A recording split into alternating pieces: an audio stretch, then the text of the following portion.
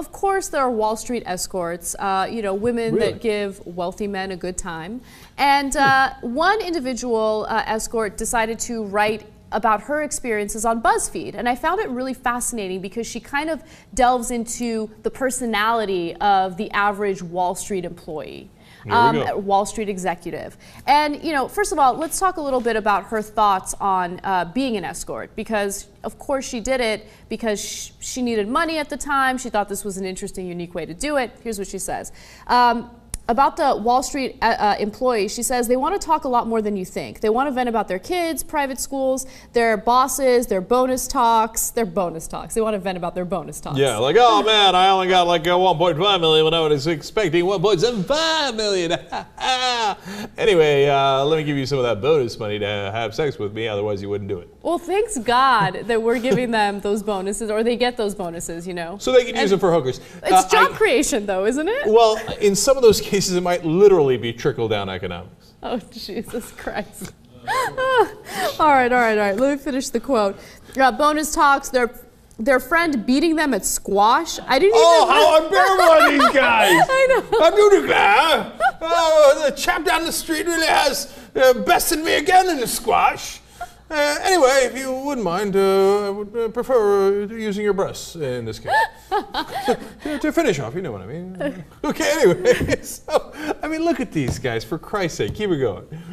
I didn't even know what the hell squash was at the time. Talking, as if their lives were harder than mine, and I wasn't even the one there to have sex with them for money. I started feeling resentful of them. Of course, but that's what I talk about all the time. The bubble.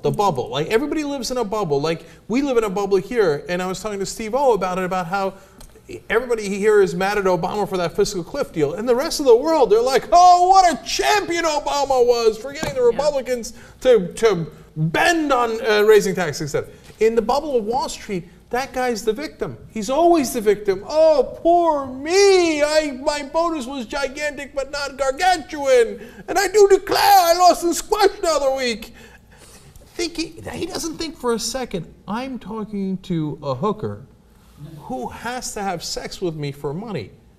That like her life has gotten so bad, she's having sex with me because I'm paying her money to do it. Yeah. And I'm complaining about my goddamn squash game.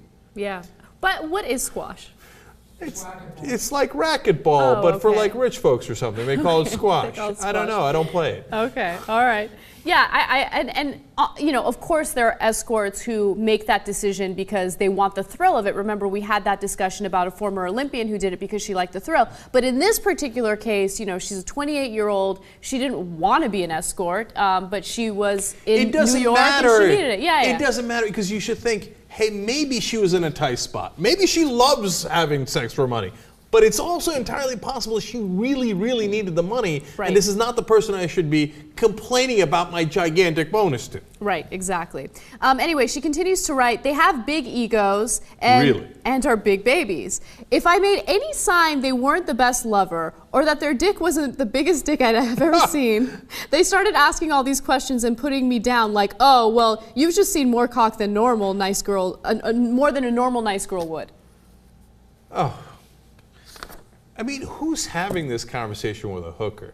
I know. Like, you really, God, how pathetic are you that you're looking for validation from a hooker who you're paying to give you that validation? Do you see what I'm saying? Mm-hmm. It's like, and these guys think like, well, if a hooker tells me I've got a big dick, I probably do. Loser. Yeah.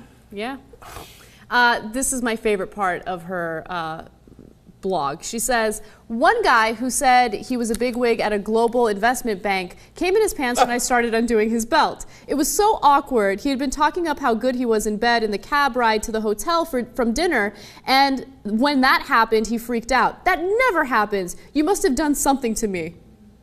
I thought you were paying her money to do something for you. Yeah.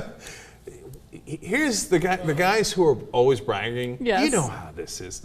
About how good they are.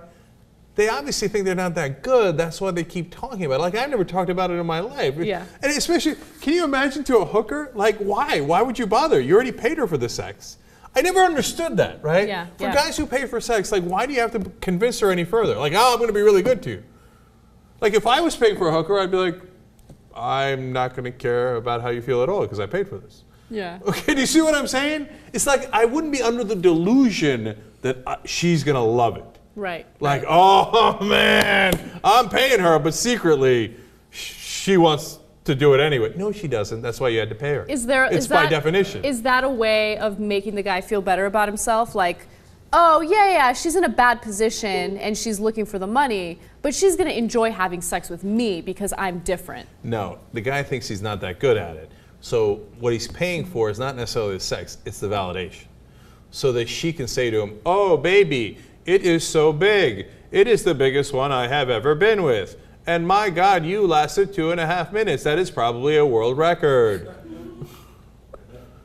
Anyway, I love reading articles like that, just to hear insider info like that. Just to know what people are really like when they pay for sex, the way they treat others in those kinds of situations, when there's like a power imbalance.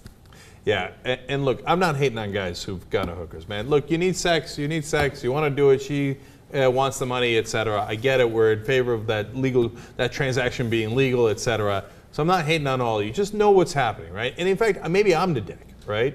Because I think, like, if I'm paying for sex, man, maybe it's because I'm so cheap. Like, if I were to pay for sex, why in the world would I care how, like, whether you got off? Like, but I didn't pay to get you off. I paid to get me off. You see what I'm saying? But that's because I'm a cheap motherfucker.